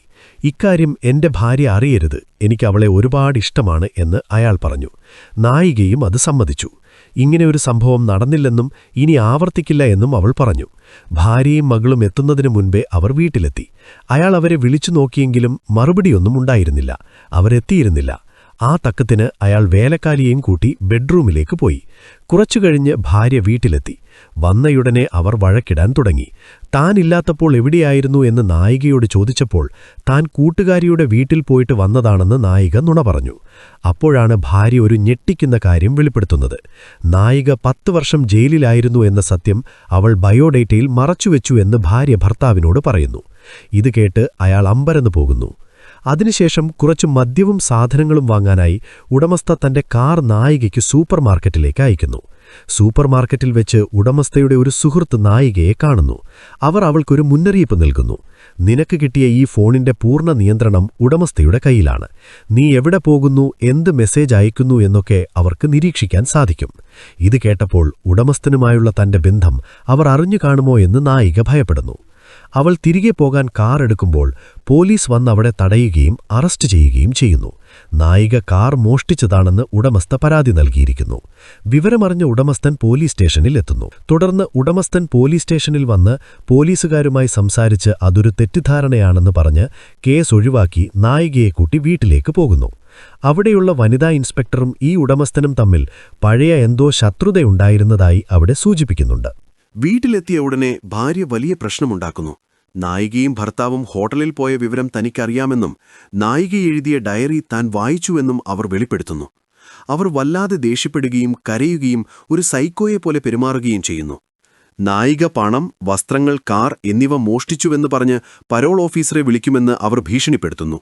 അവരുടെ ഈ പെരുമാറ്റം സഹിക്കവയ്യാതെ നായിക ആകെ തളർന്നു പോകുന്നു. ഇത്രയും പ്രശ്നക്കാരായ ഇവരുടെ കൂടെയുള്ള താമസം മതിയാക്കി അവിടെ നിന്ന് പോകണമെന്ന് അവൾ ആഗ്രഹിക്കുന്നു. മതിയെന്നും നീ ഇവിടെ നിന്ന് ഇറങ്ങിപ്പോകണമെന്നും ഭർത്താവ് പറഞ്ഞപ്പോൾ എന്നെ പുറത്താക്കാൻ നിനക്ക് കഴിയില്ല എന്ന് ഭാര്യ ദേഷ്യപ്പെടുന്നു. ആ സമയത്ത് നായിക, വേലക്കാരി, ഞാൻ നിങ്ങളുടെ വസ്ത്രങ്ങൾ പാക്ക് ചെയ്ത് തരട്ടെ എന്ന് ചോദിക്കുന്നു. ഇതിൽ കൂടുതൽ ദേഷ്യം വന്ന ഉടമസ്ഥ നായികയുടെ മുഖത്തടിക്കുകയും മോശമായി സംസാരിക്കുകയും ചെയ്ത് കാറിൽ അവിടെ നിന്ന് ഇറങ്ങിപ്പോകുന്നു. എന്നാൽ ഗേറ്റിനടുത്തെത്തിയപ്പോൾ അവർ കാർ നിർത്തി കരയാൻ തുടങ്ങുന്നു. അടികിട്ടിയ നായികയെ ഉടമസ്ഥൻ ആശ്വസിപ്പിക്കുന്നു. നിനക്കെവിടെയെങ്കിലും പോകണമെന്നുണ്ടെങ്കിൽ പോകാം, അതല്ല ഇവിടെ നിൽക്കണമെന്നുണ്ടെങ്കിൽ ജോലിയൊന്നും ചെയ്യാതെ തന്നെ നിൽക്കാം എന്നയാൾ പറയുന്നു. എന്നാൽ പരോൾ നിയമങ്ങൾ അനുസരിച്ച് താൻ എവിടെയെങ്കിലും ജോലി ചെയ്തേ തീരുമെന്ന് നായിക വ്യക്തമാക്കുന്നു. അങ്ങനെ അവൾ ആ വീട്ടിൽ തന്നെ തുടരാൻ തീരുമാനിക്കുന്നു. ഭാര്യ പോയതോടെ നായിക ഉടമസ്ഥന്റെ മുറിയിൽ തന്നെ താമസിക്കാൻ തുടങ്ങി. അവർ ഒരു ദമ്പതികളെപ്പോലെ സ്നേഹത്തോടെ കഴിയുന്നു. ഒരു ദിവസം അയാൾക്ക് ഏറ്റവും ഇഷ്ടപ്പെട്ട ഭക്ഷണങ്ങൾ തയ്യാറാക്കി അയാളുടെ അമ്മ നൽകിയ ആ വിലപിടിപ്പുള്ള ചൈനീസ് പാത്രത്തിൽ വിളമ്പാൻ ശ്രമിക്കുമ്പോൾ അവൾ വാതിലിനപ്പുറത്ത് ഇലക്ട്രീഷ്യൻ നിൽക്കുന്നത് കാണുന്നു. പെട്ടെന്നുണ്ടായ പേടിയിൽ അവളുടെ കയ്യിൽ നിന്ന് ആ പാത്രം താഴെ വീണ് കഷണങ്ങളായി ഉടഞ്ഞുപോകുന്നു. അത് അമ്മ നൽകിയ വിലപിടിപ്പുള്ള പാത്രമായിരുന്നു. അത് പൊട്ടിയത് കണ്ടപ്പോൾ അയാൾക്ക് അഥവാ ഉടമസ്ഥന് ദേഷ്യം വന്നു. എന്താണ് സംഭവിച്ചത് എന്ന് ചോദിച്ചപ്പോൾ ഇലക്ട്രീഷ്യൻ പെട്ടെന്ന് വന്നു നിന്നപ്പോൾ താൻ പേടിച്ചു പോയതാണെന്നും അതുകൊണ്ടാണ് പാത്രം താഴെയിട്ടതെന്നും അവൾ പറഞ്ഞു. ഉടനെ തന്നെ അയാൾ പുറത്തുപോയി ഇലക്ട്രീഷ്യനെ ശകാരിക്കുകയും അവനെ ജോലിയിൽ നിന്ന് പിരിച്ചുവിടുകയും ചെയ്തു. നിനക്കിനി ഇവിടെ ജോലിയൊന്നുമില്ല, ഇവിടെ നിന്ന് ഇറങ്ങിപ്പോയിക്കോ എന്ന് പറഞ്ഞ് അയാൾ അവനെ ആട്ടിപ്പായിച്ചു. അവനും ശരി എന്ന് പറഞ്ഞ് അവിടെ നിന്ന് പോയി. ഇനി അവന്റെ ശല്യമുണ്ടാവില്ല. എന്റെ ഭാര്യ ഇവനിൽ എന്താണ് കണ്ടതെന്ന് എനിക്കറിയില്ല. ഇടയ്ക്കിടയ്ക്ക് അവനെ വിളിച്ച് ഇങ്ങനെ പണി ചെയ്യിപ്പിക്കുമായിരുന്നു എന്നയാൾ പറഞ്ഞു. ശരി, ഇതെല്ലാം ഞാൻ വൃത്തിയാക്കി വേസ്റ്റ് ബിന്നിൽ കളയാമെന്നവൾ പറഞ്ഞപ്പോൾ, വേണ്ട, ഇത് കുപ്പയിൽ കളയണ്ട, ഇതെന്റെ അമ്മ തന്നതാണ്. ഈ കഷ്ണങ്ങളെല്ലാം സൂക്ഷ്മതയോടെ ഒരു കവറിലിട്ട് വെക്കൂ, നമുക്ക് പിന്നീട് ഇത് ഒട്ടിക്കാം എന്നയാൾ നിർദ്ദേശിച്ചു. ശരിയെന്ന് പറഞ്ഞ് അവളും അതെല്ലാം എടുത്തുവെച്ചു. എന്നാൽ ആ കഷ്ണങ്ങൾ കഴുകാതെ തന്നെ അവൾ ഒരു കവറിലാക്കി വെച്ചു. ആ വീട്ടിലെ ജീവിതം ഇപ്പോൾ അവൾക്ക് സ്വർഗം പോലെ വളരെ സന്തോഷകരമായി തോന്നിത്തുടങ്ങി. ആ കുട്ടിയുടെ മുറിയിൽ പോയി നോക്കിയപ്പോൾ ഇത്തവണ ഡൈനിങ് ടേബിളിൽ അച്ഛന്റെയും കുട്ടിയുടെയും പാവകൾ മാത്രമേ ഉണ്ടായിരുന്നുള്ളൂ. അമ്മയുടെ പാവ അവിടെ ഉണ്ടായിരുന്നില്ല. അമ്മയുടെ പാവ എവിടെയാണെന്ന് നോക്കിയപ്പോൾ അത് വേലക്കാരി താമസിക്കുന്ന മുകളിലത്തെ മുറിയിലാണ് കുട്ടി വെച്ചിരിക്കുന്നത്. ഈ കുട്ടി എങ്ങനെയുള്ള കളികളാണ് കളിക്കുന്നതെന്ന് അവൾക്ക് മനസ്സിലാകുന്നില്ല. അമ്മയുടെ പാവ വേലക്കാരി ഇരിക്കേണ്ട സ്ഥാനത്ത് വെക്കേണ്ട ആവശ്യം എന്താണെന്ന് അവൾക്കറിയില്ല. പിന്നീട് രാത്രി അയാൾ വീട്ടിൽ വരുമ്പോൾ ആ പാത്രത്തിന്റെ കഷണങ്ങളെല്ലാം കഴുകാതെ തന്നെ ഒരു കവറിലിട്ട് വെച്ചിരിക്കുന്നത് കാണുന്നു. അത് കണ്ടപ്പോൾ ഉടമസ്ഥന്റെ മൂഡ് ആകെ മാറി. എന്തുകൊണ്ടാണ് നീ ഇത് കഴുകാത്തത് എന്നയാൾ ചോദിച്ചപ്പോൾ, അതെല്ലാം പൊട്ടിനുറുങ്ങിയിരിക്കുകയാണ്, നല്ല മൂർച്ചയുണ്ട്, കഴുകുന്നതിനിടയിൽ കൈ മുറിയുമെന്ന് പേടിച്ചാണ് കഴുകാതിരുന്നത് എന്ന് അവൾ മറുപടി പറഞ്ഞു. അവളുടെ മറുപടി അയാൾക്ക് അത്ര തൃപ്തികരമായി തോന്നിയില്ല. വാ എന്നു പറഞ്ഞ് അയാൾ അവളെ അവളുടെ മുറിയിലേക്ക് കൂട്ടിക്കൊണ്ടുപോയി. അവിടെ വെച്ച് അയാൾ അവൾക്ക് കുടിക്കാൻ മദ്യമൊഴിച്ചു കൊടുത്തു. എന്നാൽ മദ്യം ഗ്ലാസ്സിലേക്കൊഴിക്കുമ്പോൾ അയാൾ എന്താണ് ചെയ്യുന്നതെന്ന് നമുക്ക് കാണാൻ സാധിക്കുന്നില്ല. കാരണം ക്യാമറ അയാളുടെ പുറകുവശമാണ് കാണിക്കുന്നത്. നായികയും അയാളുടെ പുറകുവശം നോക്കിയാണ് നിൽക്കുന്നത്. അയാൾ അവൾക്ക് മദ്യം നൽകി. അന്ന് രാത്രി അവിടെ തന്നെ തങ്ങുകയും ചെയ്തു. പിറ്റേന്ന് രാവിലെ അയാൾ അവിടെ നിന്ന് പോയി. എന്നാൽ അയാൾ ആ മദ്യത്തിൽ എന്തോ കലർത്തിയിരുന്നിരിക്കണം. പിറ്റേന്ന് രാവിലെ നായികയ്ക്ക് കഠിനമായ ഉറക്കവും തലകറക്കവും അനുഭവപ്പെട്ടു. അവൾ ഉണർന്നു നോക്കിയപ്പോൾ ആ മുറിയിലുണ്ടായിരുന്ന സാധനങ്ങളെല്ലാം നീക്കം ചെയ്തിരുന്നു. മുറി ആകെ ശൂന്യമായി കിടക്കുകയാണ്. ഒരു ഫ്രിഡ്ജും അതിലൽപ്പം വെള്ളവും മാത്രമേ അവിടെ ഉണ്ടായിരുന്നുള്ളൂ. വാതിൽ തുറക്കാൻ നോക്കിയെങ്കിലും അത് പുറത്തുനിന്ന് പൂട്ടിയ നിലയിലായിരുന്നു. പേടിച്ചുപോയ അവൾ സഹായത്തിനായി പലതവണ ഉറക്കെ വിളിച്ചുകൂവി. കുറേ സമയം കഴിഞ്ഞപ്പോൾ അയാൾ പുറത്തുനിന്ന് സംസാരിക്കുന്നത് കേട്ടു. വാതിൽ തുറക്കില്ലെന്ന് അയാൾ പറഞ്ഞു. ഇതൊരു തമാശയാണോ? പ്രാങ്ക് കാണിക്കല്ലേ, ദയവായി വാതിൽ തുറക്കൂ എന്നവൾ കരഞ്ഞു പറഞ്ഞെങ്കിലും അയാൾ അത് കേൾക്കാത്ത ഭാവത്തിൽ അവിടെ നിന്ന് പോയി. അവൾ അവിടെ കിടന്ന് അലറിക്കരഞ്ഞു. എന്നാൽ തൊട്ടടുത്ത രംഗത്തിൽ നായിക തന്റെ കാറിലിരിക്കുന്നതാണ് കാണിക്കുന്നത്. ആദ്യ കാഴ്ചയിൽ അവൾ കരയുകയാണെന്ന് തോന്നുമെങ്കിലും സൂക്ഷിച്ചു നോക്കിയാൽ അവൾ ചിരിക്കുകയാണെന്ന് മനസ്സിലാകും. അവൾ വല്ലാത്തൊരു സന്തോഷത്തിലാണ്. കരയേണ്ട സാഹചര്യത്തിൽ അവൾ എന്തിനാണ് ചിരിക്കുന്നതെന്ന് നമുക്ക് അത്ഭുതം തോന്നും. തുടർന്ന് അവൾ ഒരു ലോഡ്ജിൽ പോയി താമസിച്ച് ആഘോഷിക്കുകയും നൃത്തം ചെയ്യുകയും മദ്യപിക്കുകയും ചെയ്യുന്നു. നായികയുടെ പെരുമാറ്റത്തിൽ വലിയൊരു മാറ്റം വന്നതായി ഇവിടെ കാണാം. ഫ്രീഡം ഫ്രീഡം എന്ന് അവൾ സന്തോഷത്തോടെ വിളിച്ചു കൂവുകയാണ്. അവൾ തന്റെ മകൾക്കായി ഒരു കത്തെഴുതുന്നു. അതിനൊപ്പം ഭർത്താവിന്റെ ഫോട്ടോ കത്തിച്ചു കഴിയുന്നു. താൻ എന്തുകൊണ്ടാണ് ഇങ്ങനെയൊക്കെ പെരുമാറിയതെന്ന് അവൾ ആ കത്തിലൂടെ മകളോട് വിശദീകരിക്കുന്നു. ഇതിനിടയിൽ ബാക്ക്ഗ്രൗണ്ടിൽ അവളുടെ ശബ്ദം നമുക്ക് കേൾക്കാം. യഥാർത്ഥ ഭാര്യ തന്റെ മാതാപിതാക്കളെ കൊന്നതാണെന്ന് ഭർത്താവ് പറഞ്ഞതൊരു കള്ളമായിരുന്നു. സത്യത്തിൽ അവൾക്ക് തന്റെ മാതാപിതാക്കളെ ജീവനായിരുന്നു. അവരുടെ മരണത്തിനു ശേഷം അനാഥാലയങ്ങളിൽ വളർന്ന അവൾക്ക് ഒരിക്കലും ഒരു സുരക്ഷിതത്വം തോന്നിയിരുന്നില്ല. ആ സമയത്ത് അവളെ സഹായിക്കാൻ വന്ന കോളേജ് പ്രൊഫസർ അവളെ വഞ്ചിക്കുകയും അവൾ ഗർഭിണിയാവുകയും ചെയ്തു. കോളേജ് പഠനം പൂർത്തിയാക്കുന്നതിന് മുൻപ് തന്നെ അവൾക്കൊരു കുഞ്ഞു ജനിച്ചു. പിന്നീടൊരു വക്കീലിന്റെ അസിസ്റ്റന്റായി ജോലി ചെയ്ത് ഒരു സിംഗിൾ മദറായി അവൾ ജീവിതത്തിൽ ഒരുപാട് കഷ്ടപ്പാടുകൾ അനുഭവിച്ചു. അന്ന് ഉടമസ്ഥൻ, ഇപ്പോൾ നായിക ജോലി ചെയ്യുന്ന വീട്ടിലെ ഭർത്താവ്, എന്തോ സാധനം കൊണ്ടുവരാൻ ആവശ്യപ്പെട്ട് അവളെ വിളിക്കുന്നു. അവൾ ചെല്ലുമ്പോൾ അയാൾ ഒരു മീറ്റിംഗിലായിരുന്നു. അവിടെ വെച്ച് അവളുടെ മാനേജർ അവളുടെ വസ്ത്രധാരണത്തെയും മറ്റും കളിയാക്കുന്നു. പ്രസവം കഴിഞ്ഞ സമയമായതുകൊണ്ട് സ്ത്രീകൾക്കുണ്ടാകുന്ന ചില ശാരീരിക ബുദ്ധിമുട്ടുകളില്ലേ, അതിനെക്കുറിച്ച് അവർ പറഞ്ഞ് കളിയാക്കുന്നു. ഡ്രസ്സ് ചേഞ്ച് ചെയ്തു വരാൻ അവളോട് പറയുന്നു. അവൾക്ക് വല്ലാത്ത സങ്കടം തോന്നുന്നു. എന്നാൽ ഇത് കണ്ട നായകൻ തന്റെ ക്ലയന്റ് എന്ന നിലയിൽ അവളോട് മോശമായി പെരുമാറരുതെന്ന് മാനേജറോട് പറയുന്നു. മാനേജർ ചെയ്ത തെറ്റിനു പരിഹാരമായി താൻ അവൾക്കൊരു ഡിന്നർ ട്രീറ്റ് നൽകാമെന്ന് പറഞ്ഞ് അയാൾ അവളെ ഹോട്ടലിലേക്ക് കൊണ്ടുപോകുന്നു. അയാളുടെ ചിരിയും പെരുമാറ്റവും കണ്ടാൽ ഏതു പെണ്ണും വീണുപോകും. അവളും അയാളെ ഒരുപാട് ഇഷ്ടപ്പെട്ടു. 6 ദിവസത്തെ പരിചയം കൊണ്ട് അയാൾ അവളെ വിവാഹം കഴിക്കാമെന്ന് പ്രപ്പോസ് ചെയ്തു. 6 ആഴ്ചയ്ക്കുള്ളിൽ അവർ വിവാഹിതരായി. ആ വീട്ടിൽ അവൾ രാജ്ഞിയെപ്പോലെയാണ് താമസിച്ചിരുന്നത്. ഭർത്താവിനെ നോക്കുന്നതിലും വീട്ടുപണികളിലും അവൾ ശ്രദ്ധിച്ചു. അവളുടെ മുടിക്ക് ഡൈ ചെയ്യാൻ അയാൾ ആവശ്യപ്പെട്ടിരുന്നു. എന്നാൽ ഒരു ദിവസം അവൾ അത് ചെയ്യാൻ മറന്നുപോയി. ഇതിൽ അയാൾക്ക് വല്ലാത്ത ദേഷ്യം വന്നു. മുകളിലത്തെ മുറിയിൽ ഇപ്പോൾ വേലക്കാരി താമസിക്കുന്ന അതേ മുറിയിൽ തന്റെ ഒരു ഫയലുണ്ടെന്നും അത് എടുത്തുകൊണ്ടുവരാനും അയാൾ അവളോട് ആവശ്യപ്പെട്ടു. അവൾ താക്കോലുമായി മുറിക്കുള്ളിൽ പ്രവേശിച്ച ഉടനെ അയാൾ പുറത്തുനിന്ന് വാതിൽ പൂട്ടി. അവിടെ ഫയലുകളൊന്നുമുണ്ടായിരുന്നില്ല. ഇതൊരു തമാശയാണോ എന്നവൾ കരഞ്ഞു ചോദിച്ചപ്പോൾ മുടി ഡൈ ചെയ്യാത്തത് വലിയ തെറ്റാണെന്നും അതിനുള്ള ശിക്ഷയാണിതെന്നും അയാൾ പറഞ്ഞു. പെർഫെക്ഷൻ, അന്തസ്സ്, ഗൗരവം എന്നിവയെക്കുറിച്ചാണ് അയാൾ സംസാരിച്ചിരുന്നത്. തന്റെ ഭാര്യ പുറം ലോകത്തിനു മുന്നിൽ എങ്ങനെയായിരിക്കണമെന്നതിനെക്കുറിച്ച് അയാൾക്ക് കടുപ്പമേറിയ നിയമങ്ങളുണ്ടായിരുന്നു. ഒരു ശിക്ഷയായി അവൾ അവളുടെ തലയിൽ നിന്ന് 100 മുടിയിഴകൾ വേരോടെ പറിച്ചെടുത്ത് അയാൾ നൽകിയ കവറിലിട്ട് നൽകണം. അവൾ സഹായത്തിനായി ജനലിലൂടെ കരഞ്ഞു വിളിച്ചെങ്കിലും ആരും കേട്ടില്ല. കാരണം ജനലുകൾ തുറക്കാൻ കഴിയാത്ത വിധം ഉറപ്പിച്ചതായിരുന്നു. ആ മുറിയിൽ ബാത്റൂം സൗകര്യം പോലും ഉണ്ടായിരുന്നില്ല. ഒരു ബക്കറ്റും ഫ്രിഡ്ജിൽ അല്പം വെള്ളവും മാത്രമേ അവിടെ ഉണ്ടായിരുന്നുള്ളൂ. ഒടുവിൽ ഗതികെട്ട് അവൾ ഓരോ മുടിയും വേദന സഹിച്ച് വേരോടെ പറിച്ചെടുത്ത് ആ കവറിലാക്കി അയാൾക്ക് നൽകി. അവൾ വാതിലിനടുത്ത് തളർന്നു കിടന്നു. എന്നാൽ അയാൾ ആ കവർ പരിശോധിച്ച ശേഷം അത് തിരികെ നൽകി. ഒരു മുടിക്ക് വേരില്ലായിരുന്നു എന്ന കാരണത്താൽ ആ ശിക്ഷ പൂർണ്ണമായില്ല എന്ന് അയാൾ ക്രൂരമായി പറഞ്ഞു. അതുകൊണ്ട് വീണ്ടും ആദ്യം മുതൽ 100 മുടിയിഴകൾ കൂടി പറിച്ചെടുക്കാൻ അയാൾ അവളോട് ആവശ്യപ്പെട്ടു. ഒരു സൈക്കോയുടെ കയ്യിലാണ് താൻ അകപ്പെട്ടതെന്നോർത്ത് അവൾ കരഞ്ഞു. ഒടുവിൽ വേദന സഹിച്ച് മുടിയിഴകളെല്ലാം വേരോടെ പറിച്ചെടുത്ത് നൽകി. ഇത്തവണ പരിശോധിച്ചപ്പോഴെല്ലാം കൃത്യമായിരുന്നു. അയാൾ വാതിൽ തുറന്ന് അവൾക്ക് കുടിക്കാൻ വെള്ളം നൽകി. വെള്ളം കുടിച്ച ഉടനെ മകളെ കാണാനായി അവൾ ഓടിച്ചെന്നു. മകൾ അവിടെ കളിച്ചുകൊണ്ടിരിക്കുകയായിരുന്നു. എന്നാൽ മകളുടെ അടുത്തെത്തിയതും അവൾക്ക് പെട്ടെന്ന് തലകറക്കം അനുഭവപ്പെടുകയും ബോധരഹിതയായി വീഴുകയും ചെയ്തു. അയാൾ നൽകിയ വെള്ളത്തിൽ ഏതോ മയക്കുമരുന്ന് കലർത്തിയിരുന്നു. അതറിയാതെ അത് കുടിച്ചതോടെ അവൾ ബോധരഹിതയായി വീണു. ബോധം തെളിഞ്ഞപ്പോൾ അവൾ കണ്ടത് തന്റെ കുഞ്ഞ് അടുത്തുള്ള ബാത്ത് ടബിലെ വെള്ളത്തിൽ മുങ്ങിക്കിടക്കുന്നതാണ്. പരിഭ്രാന്തിയോടെ അവൾ കുഞ്ഞിനെ എടുക്കാൻ ശ്രമിച്ചു. ആ സമയം തന്നെ അയാൾ പോലീസിനെ വിവരമറിയിച്ചിരുന്നു. പോലീസ് അവിടെ എത്തുമ്പോൾ ലഹരി കാരണം അബോധാവസ്ഥയിലായിരുന്ന അവളെയാണ് കണ്ടത്. സ്വന്തം മകളോട് ഉത്തരവാദിത്തമില്ലാതെ പെരുമാറി എന്ന കുറ്റം ചുമത്തി അവളെ ഒരു മാനസികാരോഗ്യ കേന്ദ്രത്തിലേക്ക് മാറ്റി. അവളൊരു സൈക്കോയാണെന്ന് ലോകത്തിനു മുന്നിൽ മുദ്രകുത്തപ്പെട്ടു. 9 മാസത്തോളം അവൾക്കവിടെ കഴിയേണ്ടി വന്നു. അതേസമയം നാട്ടുകാരുടെ മുന്നിൽ കരഞ്ഞുകൊണ്ട് അഭിനയിച്ച് താനൊരു പാവമാണെന്ന് അയാൾ വരുത്തി തീർത്തു. സ്വന്തം ഭാര്യയെ അയാൾ തന്ത്രപരമായി ഒരു മാനസിക രോഗിയാക്കി മാറ്റി. അവിടെയുള്ള ഡോക്ടറോട് തന്റെ ഭർത്താവാണ് യഥാർത്ഥ സൈക്കോ എന്ന് അവൾ പലതവണ പറഞ്ഞുവെങ്കിലും ആരും അത് വിശ്വസിച്ചില്ല. അതെല്ലാം അവളുടെ വെറും തോന്നലുകളാണെന്ന് പറഞ്ഞ് ഡോക്ടർ ഭർത്താവിനെ അനുകൂലിക്കുകയാണ് ചെയ്തത്. ഒടുവിൽ രക്ഷയില്ലെന്ന് കണ്ടപ്പോൾ അയാൾ ആഗ്രഹിക്കുന്നതുപോലെ ഒരു നല്ല ഭാര്യയായി ജീവിക്കാൻ അവൾ തീരുമാനിച്ചു. അയാൾ പറയുന്നതെല്ലാം അവൾ അനുസരിക്കും. ഒരടിമയെപ്പോലെയാണ് അവൾ പെരുമാറുന്നത്.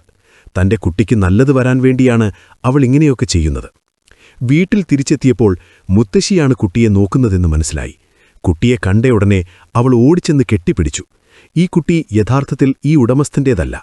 അവൾ കോളേജിൽ പഠിക്കുമ്പോൾ ഒരു പ്രൊഫസറുമായുണ്ടായ ബന്ധത്തിൽ ജനിച്ച കുട്ടിയാണിത്. എന്തുകൊണ്ടാണ് ഇയാൾ ഇത്ര വലിയ സൈക്കോയായതെന്ന് ചോദിച്ചാൽ അയാളുടെ അമ്മയാണ് അയാളെ ഇത്തരത്തിൽ വളർത്തിയത്. എപ്പോഴും എല്ലാം പെർഫെക്റ്റ് ആയിരിക്കണം, അന്തസ്സ് വേണം, സമൂഹം നമ്മളെ നോക്കുമ്പോൾ ബഹുമാനിക്കണമെന്നൊക്കെ നിരന്തരം പറഞ്ഞാണ് അവർ മകനെ വളർത്തിയത്. സോ അതാണ് അയാളെ ഇത്ര വലിയ സൈക്കോയാക്കി മാറ്റിയത്. കുട്ടിയെ കെട്ടിപ്പിടിച്ച് അവൾ കരയുന്നത് കാണാം. അയാൾ വന്ന് കുട്ടിയെ ഓമനിക്കുന്നു. നാട്ടുകാരുടെയും ബന്ധുക്കളുടെയും മുന്നിലെല്ലാം താനൊരു തികഞ്ഞ ഹീറോയും നല്ലൊരു മനുഷ്യനുമാണെന്ന് അയാൾ അഭിനയിച്ച് കാണിക്കുന്നു. അയാൾ എല്ലാവരോടും എപ്പോഴും ചിരിച്ചു സംസാരിക്കുമെങ്കിലും യഥാർത്ഥത്തിൽ അയാൾ ഒരു സൈക്കോയാണ്. ആ സത്യം അവൾക്കും സിനിമ കാണുന്ന നമുക്കും മാത്രമേ അറിയാവൂ. അയാൾക്ക് സ്വന്തമായൊരു കുട്ടി വേണമെന്ന് ആഗ്രഹമുണ്ടായിരുന്നു. എന്നാൽ ഇങ്ങനെയൊരു സൈക്കോയ്ക്ക് ഒരു കുട്ടിയെ ജനിപ്പിച്ചു നൽകരുത് എന്നതുകൊണ്ട് അവൾ രഹസ്യമായി മരുന്നുകൾ കഴിക്കുന്നുണ്ടായിരുന്നു. ഡൈനിങ് ടേബിളിൽ ചെറിയൊരു കറ കണ്ടാലോ അല്ലെങ്കിൽ അറിയാതെ എപ്പോഴെങ്കിലും എതിർത്ത് സംസാരിച്ചാലോ അയാൾ മുകളിലത്തെ മുറിയിൽ കൊണ്ടുപോയി പൂട്ടിയിടും, അല്ലെങ്കിൽ മാനസികാരോഗ്യ കേന്ദ്രത്തിലേക്ക് അയക്കും. ഇങ്ങനെ പല വിധത്തിൽ അയാൾ അവളെ പീഡിപ്പിച്ചിരുന്നു. അക്കാലത്ത് അവിടെ ഇലക്ട്രീഷ്യനായി ജോലി ചെയ്തിരുന്നയാൾ ഈ ക്രൂരതകളെല്ലാം കാണുന്നുണ്ടായിരുന്നു. അവളെ സഹായിക്കണമെന്ന് അയാൾ ആഗ്രഹിച്ചു. തന്നെ സഹായിക്കാൻ ആരുമില്ലല്ലോ എന്നോർത്ത് അവൾ മാനസികാരോഗ്യ കേന്ദ്രത്തിൽ കിടന്ന് കരയുമായിരുന്നു. ഇടയ്ക്കിടെ അയാൾ മകളുമായി വന്ന് അവളെ കാണുമായിരുന്നു. അവിടെ വരുമ്പോൾ അവിടത്തെ നഴ്സുമാരോടും ഡോക്ടർമാരോടും അയാൾ അമിതമായി സംസാരിക്കുന്നതും മറ്റുള്ളവരുടെ പ്രശംസയ്ക്കു വേണ്ടി അയാൾ കൊതിക്കുന്നതും കണ്ടപ്പോൾ അയാളുടെ ബലഹീനത എന്താണെന്ന് അവൾ തിരിച്ചറിഞ്ഞു. ഒരു ദിവസം ഇലക്ട്രീഷ്യൻ അവളുടെ അടുത്തു വന്ന് പറഞ്ഞു, "നീ സത്യം പറഞ്ഞാൽ ആരും വിശ്വസിക്കില്ല. എല്ലാവരും നിന്നെ മാത്രമേ സൈക്കോ എന്ന് വിളിക്കൂ." അയാളുടെ സഹോദരി 8 വർഷം മുൻപ് ഈ സൈക്കോയുമായി വിവാഹം ഉറപ്പിച്ചതായിരുന്നു. അയാളിൽ നിന്ന് അവൾക്ക് ക്രൂരമായ അനുഭവങ്ങളുണ്ടായതെന്നും അയാൾ വെളിപ്പെടുത്തുന്നു. അതുകൊണ്ട് കുട്ടിയെയും കൂട്ടി ഇവിടം വിട്ടുപോകാൻ അയാൾ ഉപദേശിക്കുന്നു. എന്നാൽ താൻ ഓടിപ്പോയാൽ അയാൾ വെറുതെ വിടില്ല എന്ന് അവൾക്കറിയാമായിരുന്നു. അയാൾ തന്നെ അവളെ പുറത്താക്കുന്ന രീതിയിൽ ഒരു പ്ലാൻ അവൾ തയ്യാറാക്കുന്നു. അവളൊരു ചെറിയ കത്തി കയ്യിലെടുക്കുന്നു. അതെവിടെയാണ് ഒളിപ്പിച്ചു വെക്കുന്നതെന്ന് ഇപ്പോൾ കാണിക്കുന്നില്ല. പക്ഷേ ആ കത്തി വളരെ പ്രധാനപ്പെട്ടതാണ്. മുറിയിൽ പൂട്ടപ്പെട്ട നായിക പുറത്തിറങ്ങാൻ വേണ്ടി അലറിക്കരഞ്ഞ് കെഞ്ചുകയാണ്. എന്നാൽ ആ സൈക്കോ അവളെ വിടാൻ തയ്യാറായില്ല. 21 കഷണങ്ങളായി പൊട്ടിയ ആ പ്ലേറ്റിന്റെ ഒരു കഷ്ണം അയാൾ അവൾക്ക് നൽകി. ആ പ്ലേറ്റ് 21 കഷ്ണങ്ങളായിട്ടാണ് പൊട്ടിയത്. അതുകൊണ്ട് അവളുടെ വയറ്റിൽ ആ കഷ്ണം കൊണ്ട് 21 ആഴത്തിലുള്ള മുറിവുകൾ ഉണ്ടാക്കണമെന്ന് അയാൾ കൽപ്പിച്ചു. ഒരു വരെയെങ്കിലും ആഴമില്ലാതെ പോയാൽ വീണ്ടും ചെയ്യേണ്ടി വരുമെന്നും അതുവരെ അവിടെ തന്നെ കിടക്കേണ്ടി വരുമെന്നും അയാൾ ഭീഷണിപ്പെടുത്തി. താനൊരു സൈക്കോയുടെ കയ്യിലാണ് അകപ്പെട്ടതെന്ന് അവൾക്ക് മനസ്സിലായി. ഇതുവരെ ഉടമസ്ഥയുടെ ഫ്ലാഷ്ബാക്കാണ് കണ്ടതെങ്കിൽ ഇനി നായികയുടെ, വേലക്കാരിയുടെ ഫ്ലാഷ്ബാക്ക് നോക്കാം. സ്കൂളിൽ പഠിക്കുമ്പോൾ കാണാൻ നല്ല ഭംഗിയുള്ള ഒരു പണക്കാരൻ പയ്യനെ അവൾക്കിഷ്ടമായിരുന്നു. എന്നാൽ അവൻ അവളുടെ റൂംമേറ്റിനൊപ്പമാണ് മുറിയിലേക്ക് പോയത്. പിന്നീട് അവൾ മുറിയിലേക്ക് ചെന്നപ്പോൾ കണ്ടത് അവൻ ആ പെൺകുട്ടിയെ ക്രൂരമായി ഉപദ്രവിക്കുന്നതാണ്. അതായത് ബലാത്സംഗം ചെയ്യുകയാണ്. അത് കണ്ട ദേഷ്യം വന്ന നായിക കയ്യിൽ കിട്ടിയ ഒരു വസ്തു കൊണ്ട് അവന്റെ തലയ്ക്ക് ആഞ്ഞടിച്ചു. അങ്ങനെ അവൾ തന്റെ റൂംമേറ്റിനെ രക്ഷിച്ചു. പക്ഷേ ആ റൂംമേറ്റ് നന്ദി പറയുന്നതിന് പകരം "നീ എന്ത് കാര്യമാണ് ചെയ്തത്?" എന്ന് ചോദിച്ചുകൊണ്ട് കരയാൻ തുടങ്ങി. നടന്ന കാര്യങ്ങൾ പോലീസിനോട് പറഞ്ഞാൽ തന്റെ പേര് ചീത്തയാകുമെന്ന് ഭയന്ന് ആ പണക്കാരിയായ റൂംമേറ്റ് അയാൾ ഒന്നും ചെയ്തില്ലെന്നും ഇവർ അയാളെ വെറുതെ അടിച്ചു കൊന്നു എന്നും മൊഴി നൽകി. ഒരു ബലാത്സംഗ ശ്രമം അവിടെ നടന്നില്ലെന്നാണ് അവൾ പറഞ്ഞത്. അതുകൊണ്ട് നായികയ്ക്ക് 15 വർഷത്തെ കഠിന തടവ് ശിക്ഷ ലഭിച്ചു. ജയിലിൽ 10 വർഷം അവൾ കഷ്ടപ്പെട്ട് പൂർത്തിയാക്കി. 10 വർഷത്തിനു ശേഷം 5 വർഷം ശിക്ഷ ബാക്കി നിൽക്കെ അവിടെ പരോളിൽ പുറത്തുവിട്ടു. പുറത്ത് ജോലി ചെയ്യുന്ന സ്ഥലത്ത് ആരെങ്കിലും സ്ത്രീകളോട് മോശമായി പെരുമാറിയാൽ അവരുടെ തലയ്ക്കടിക്കുന്ന സ്വഭാവമാണ് അവൾക്ക്. മുറിയിൽ ബാക്കിയുണ്ടായിരുന്ന വെള്ളം കുറച്ചുകുറച്ചായി കുടിച്ചുകൊണ്ട് അവിടെയുള്ള ബക്കറ്റിൽ തന്നെ മലമൂത്ര വിസർജനം നടത്തിക്കൊണ്ട് അവൾ അവിടെ കഴിഞ്ഞു. ആ ബക്കറ്റിന് തൊട്ടടുത്ത് തന്നെ ഈ ചെറിയ കത്തി ഒളിപ്പിച്ചു വെച്ചിട്ടുണ്ട്. ഇപ്പോൾ മനസ്സിലായില്ലേ ഈ കത്തി എന്തിനാണ് ഇവിടെ ഇരിക്കുന്നതെന്നും ഇത് വെച്ചതാരാണെന്നും? ഇത് നമ്മുടെ ഉടമസ്ഥ അഥവാ ഭാര്യ തന്നെയാണ് അവിടെ വെച്ചത്. സ്വന്തം സുരക്ഷയ്ക്കായി അവരത് നേരത്തെ അവിടെ ഒളിപ്പിച്ചു വെച്ചതായിരുന്നു. ശേഷം അയാൾ പറഞ്ഞതുപോലെ ആ പാത്രത്തിന്റെ കഷ്ണം കൊണ്ട് വയറ്റിൽ 21 തവണ മുറിവേൽപ്പിച്ച ശേഷം നായിക അവിടെ തന്നെ തളർന്നു കിടക്കുകയാണ്. ഇനി അയാൾ തന്നെ വന്ന് എന്തെങ്കിലും ചെയ്താലേ രക്ഷയുള്ളൂ എന്ന അവസ്ഥയിലാണ് അവൾ. അയാൾ വാതിലിൽ ഏതോ ക്യാമറ ഘടിപ്പിച്ചിട്ടുണ്ടെന്ന് തോന്നുന്നു. ഫോണിലൂടെ അയാൾ ഇതെല്ലാം നിരീക്ഷിക്കുന്നുണ്ടാകണം. അവൾ അവിടെ ബോധരഹിതയായി കിടക്കുന്നത് അയാൾ ശ്രദ്ധിച്ചു കാണും. മറുഭാഗത്ത് ഉടമസ്ഥ അഥവാ ഭാര്യ തന്റെ മകളോട് നമ്മൾ വേറെ ഏതെങ്കിലും നഗരത്തിൽ പോയി സെറ്റിലാകാൻ പോകുകയാണെന്നും അവിടെ നമുക്ക് സമാധാനമായി ജീവിക്കാമെന്നും സംസാരിക്കുകയാണ്. അപ്പോൾ ആ പാവം വേലക്കാരിയെയും നമുക്കൊപ്പം കൊണ്ടുപോകാമോ എന്ന് കുട്ടി ചോദിക്കുന്നു. കുട്ടി നേരത്തെ വേലക്കാരിയോട് അല്പം പരുഷമായി പെരുമാറിയതിന്റെ യഥാർത്ഥ കാരണം ഈ വീട്ടിൽ നിൽക്കരുത് എന്ന അവളുടേതായ രീതിയിൽ മുന്നറിയിപ്പ് നൽകുകയായിരുന്നു. അയാൾ വന്ന് ആശ്വാസത്തോടെ അവളുടെ അരികിലിരുന്ന് അവളെ ചുംബിക്കുന്നു. ഒന്നുമില്ല, ഞാൻ പ്രതീക്ഷിക്കുന്നതുപോലെ നീ പെരുമാറിയാൽ ഒരു മികച്ച ജീവിതം നിന്നെ കാത്തിരിക്കുന്നുണ്ട്. പണത്തെക്കുറിച്ച് നീ ആകുലപ്പെടേണ്ടതില്ല. എല്ലാ സൗകര്യങ്ങളും നിനക്ക് ലഭിക്കും. എനിക്കിഷ്ടമുള്ളതുപോലെ നീ നടന്നാൽ മതി എന്നു പറഞ്ഞ അയാൾ അവളുടെ വയറ്റിലെ മുറിവുകൾ എണ്ണി പരിശോധിക്കുന്നു. എല്ലാം ശരിയാണോ എന്ന് നോക്കി. നമുക്കൊരു കുടുംബമായി ജീവിക്കാം, ഒരുപാട് കുട്ടികൾ നമുക്ക് വേണം എന്നൊക്കെ അയാൾ സംസാരിക്കുമ്പോൾ അവൾ സമ്മതിക്കുന്നതുപോലെ അഭിനയിച്ച് അടുത്തേക്ക് ചെന്നു. എന്നെക്കുറിച്ച് നിനക്കറിയില്ലടാ എന്ന് പറഞ്ഞ് ഒളിപ്പിച്ചു വെച്ചിരുന്ന കത്തികൊണ്ട് അയാളുടെ കഴുത്തിൽ ആഞ്ഞുകുത്തി. അവിടെ നിന്ന് രക്ഷപ്പെടാൻ ശ്രമിക്കുമ്പോൾ അയാളുടെ ഫോൺ താഴെ വീഴുന്നു. അവൾ ആ ഫോണും എടുത്ത് ഓടാൻ നോക്കുമ്പോൾ അയാൾ അവളുടെ കാലിൽ പിടിച്ചു വലിക്കുന്നു. അവൾ അയാളെ വീണ്ടും വീണ്ടും കുത്തിവീഴ്ത്തിയ ശേഷം ഫോണുമായി പുറത്തേക്ക് ഓടി വാതിൽ താക്കോലുപയോഗിച്ച് പൂട്ടുന്നു.